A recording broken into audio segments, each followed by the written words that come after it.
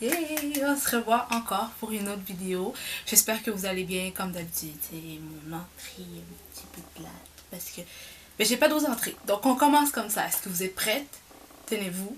Asseyez-vous, prenez le temps, un verre, un thé. Bref, je vais vous parler d'une huile qui, selon moi, est essentielle à avoir à la maison. Cette huile, c'est... C'est l'huile essentielle. L'huile essentielle. J'ai dit l'huile essentielle. Oh my god. C'est pas l'huile essentielle. C'est l'huile de coco. Bon, je l'ai dit, c'est fait. C'est l'huile de coco. Donc, je vais vous montrer un exemple d'huile que j'ai. J'achète jamais la même marque. Je vais pas nécessairement dans un commerce biologique pour acheter de l'huile de coco. Tout simplement parce que c'est disponible partout et on l'utilise souvent aussi pour la cuisine. Donc, moi, c'est ce que j'ai fait. C'est ce que j'ai fait. Donc, c'est celui-ci. Je vais vous mettre en version française. Et voilà. Donc, comme vous voyez, celui-là, c'est le choix du président. Donc, oui. Celui-là, je l'ai acheté quand je faisais l'épicerie, tout simplement parce qu'avant, j'allais vraiment dans les boutiques naturelles. Et en fait, j'ai à peu près le même prix. Et ça dit vraiment que c'est pressé à froid, c'est 100% vierge et tout, là. On peut le voir ici. Pressé à froid. Et ici, on le voit, je vais enlever mes mains. Et voilà. Donc, c'est ça. Donc, l'huile essentielle à... L'huile essentielle. J'arrête pas de dire l'huile essentielle. Oh my god. L'autre fois, c'était la lavande que je mélangeais toutes. Maintenant, c'est l'huile essentielle. Ok, ouais. Ok. Donc, non, c'est pas l'huile essentielle. Je recommence, c'est l'huile de coco. Il est pressé à froid. Celui-là, c'est quand même une grande quantité. C'est 660 ml. Et en fait, je vais vous parler de cette huile-là parce qu'on a plusieurs façons d'utiliser. Et sérieusement, je pense que c'est une huile à avoir à la maison pour toutes sortes de raisons. Attendez-moi un instant, je vais sortir tous les petits papiers que j'ai organisés avant de faire la vidéo. Donc oui, je suis allée chercher mon papier. Oui. Ok, dans le fond, comme ici vous voyez, j'ai fait beaucoup de paperasse là, en tout cas. Donc je vous ai organisé tout ça. Hein. Donc moi, l'huile essentielle. Je sais pas ce que j'ai avec ce mot, l'huile essentielle. Je ne sais pas ce que j'ai. Bon, l'huile de coco, comme je vous ai dit, pour moi c'est quelque chose à avoir à la maison parce que je vais juste vous dire, je ne sais pas si vous savez, mais il y a 50 façons d'utiliser cette huile. Oui, 50. Bon, j'utilise pas les 50, on s'entend, hein. Mais quand même, il y a plusieurs utilisations. Donc pour moi, c'est encore un indispensable. Ça ressemble un peu au même principe du savon cassé qui est multi-usage. C'est un multi-usage lui aussi. C'est un multi-usage. Donc, moi en fait, les bienfaits de l'huile de coco, excusez-moi, je vais sortir un peu mon cartable, je vais avoir l'air d'être à l'école. Premièrement, moi je l'ai utilisé beaucoup pour me démaquiller le visage. Tout simplement parce que à une certaine époque, je mettais beaucoup de mascara waterproof, mais genre, tu vas sous la douche, puis il n'y a rien qui part. Puis tu finis tout découlé comme ça, puis tout horrible, puis tu te fais mal, puis non. Donc, moi, depuis, j'ai utilisé ceci. Et sérieusement, avec l'huile de coco, si vous avez un maquillage waterproof, ça part super bien. Vous mettez une petite quantité dans votre... si vous avez un petit coton ou peu importe la manière que vous vous démaquillez, mais utilisez-le, sérieusement, c'est de best. Non mais vraiment là c'est de best pour le démaquillage. De plus je l'utilise comme masque capillaire. En fait moi ce que je fais souvent c'est des bains d'huile. Tout simplement parce que c'est génial. En tout cas pour les cheveux crépus.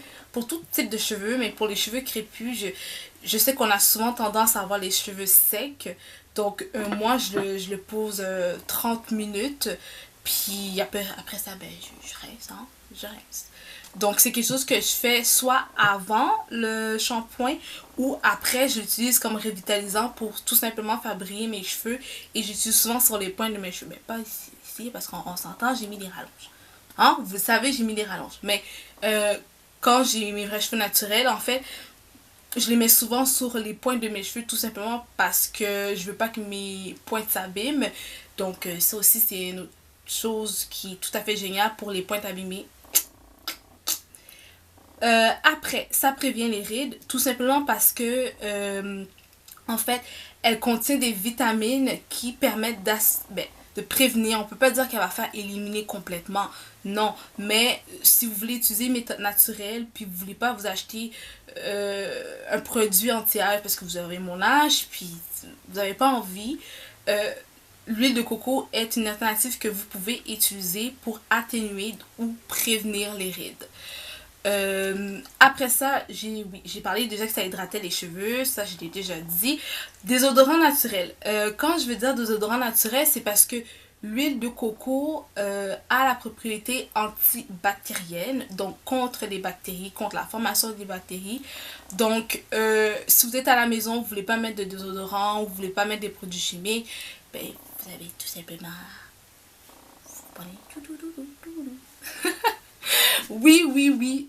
Moi, je le fais à la maison parce que j'ai pas envie de toujours mettre plein de produits chimiques avec écrit aluminium en gros dans nos désodorants. Non, donc c'est une alternative que j'utilise.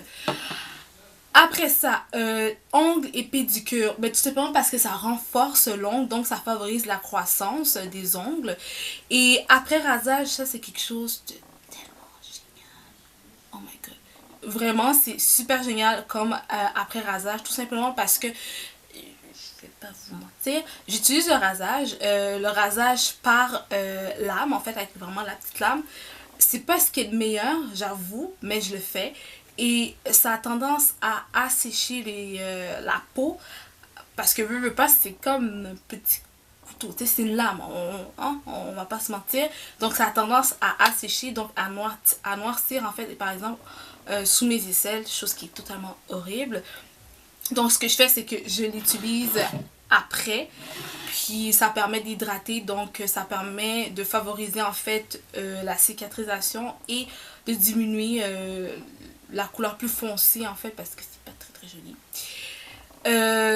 Par la suite, j'utilise aussi pour la peau. Ce que j'aime pour la peau en fait, c'est que si vous voulez pas vous acheter plein de crèmes, utiliser quelque chose de nuit, de jour, et vous avez des problèmes au niveau de la peau, premièrement, si vous avez la peau sèche, c'est une huile que je vous recommande tout simplement parce que elle est très légère, donc elle pénètre très facilement dans le derme de façon à garder en fait l'eau accumulée durant la journée, donc ce que vous buvez et l'eau que la peau garde afin de garder votre peau hydratée. Donc cette eau là elle permet d'emprisonner cette eau là de façon à garder la peau hydratée. Donc ça je vous recommande et ça obstrue pas les pores, donc pour pas avoir la formation de boutons.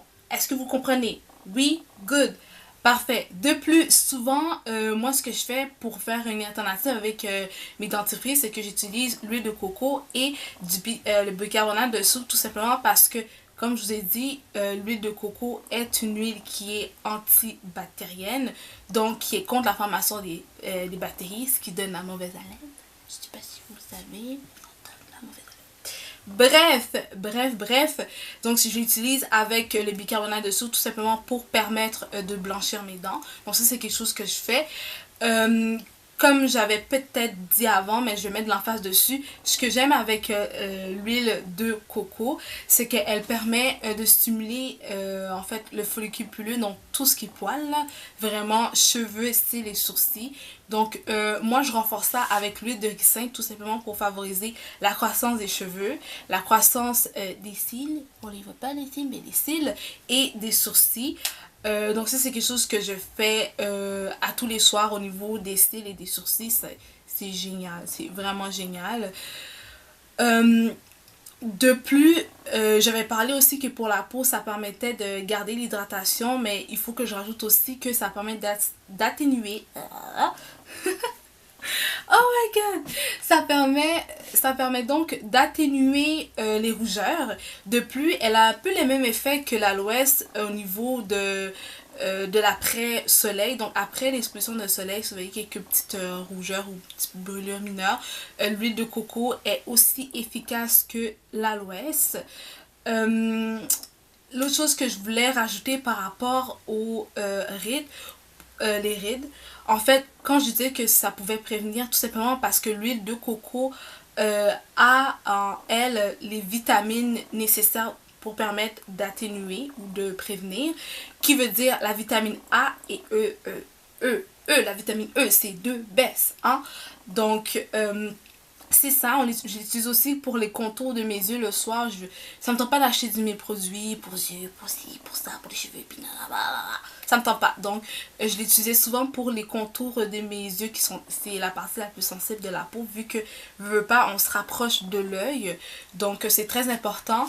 L'autre chose que j'avais oublié de vous dire en fait, c'est de parler en fait de l'huile de coco. Je sais pas si vous voyez, mais il m'en reste comme vraiment pas beaucoup. L'huile de coco en fait, elle est géniale comme je l'ai dit parce que elle est pas une huile qui est lourde, qui est hyper collante, qui est non. Au contraire, elle est très légère.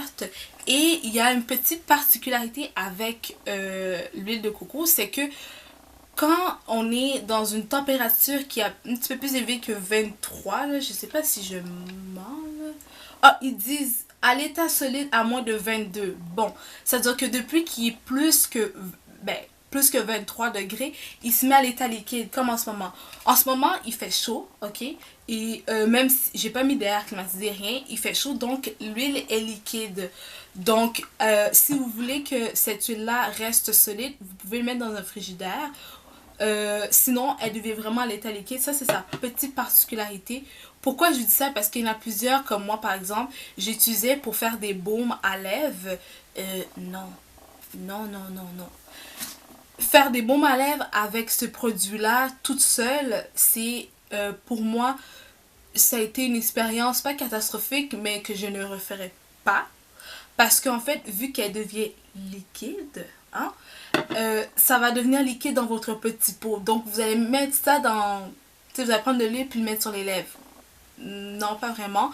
Donc, moi, en fait, ce que je vous recommande de faire, c'est de... Si vous voulez faire des baumes, chose qui est très simple à faire, vous faites fondre... Ben là, il est déjà fondu. Vous faites fondre ceci. Rajoutez aussi... mon dieu, j'ai oublié... la vaseline, c'est ce que je cherchais comme mot. Aussi, rachetez de la vaseline et mettez-le au froid pendant à peu près une quinzaine de minutes et là sortez-le. Je sais pas, mais la combinaison avec la vaseline fait en sorte qu'après ça devient juste pâteux en fait, vu que l'huile de coco a tendance à devenir liquide dans une condition climatique au-delà de 23 degrés. Ok, je vais l'avoir. Donc, c'est ça. Donc, vraiment, il y a plusieurs utilisations pour cette huile. Moi, depuis tout à l'heure, je me craque le nez. Je sais pas pourquoi. Je sais pas pourquoi. Bref, il y a plusieurs utilisations pour l'huile de coco. Il y en a à peu près une cinquantaine. Moi, je vous ai donné, en fait, je vous ai donné des points de référence que moi, personnellement, j'utilise au quotidien. La preuve, hein, il m'en reste pas beaucoup.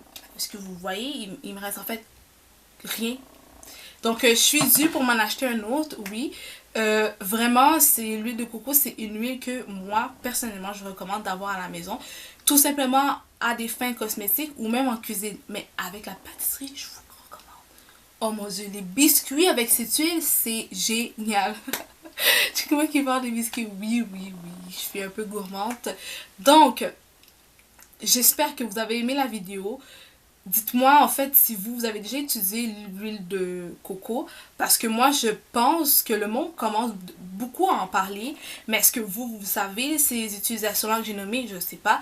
Est-ce que vous l'utilisez d'une autre manière? Est-ce qu'il y a des utilisations que moi j'ai nommées que vous utilisez puis que vous pensez que c'est génial? Partagez. Écrivez des commentaires, écrivez les utilisations que vous faites, que selon vous, ça serait génial à partager avec d'autres personnes. Parce que le but, c'est, bien évidemment, c'est de s'entraider, de partager et d'aimer.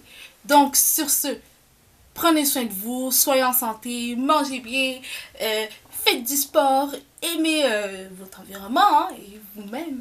Donc, sur ce, on se revoit dans une prochaine vidéo. Bye!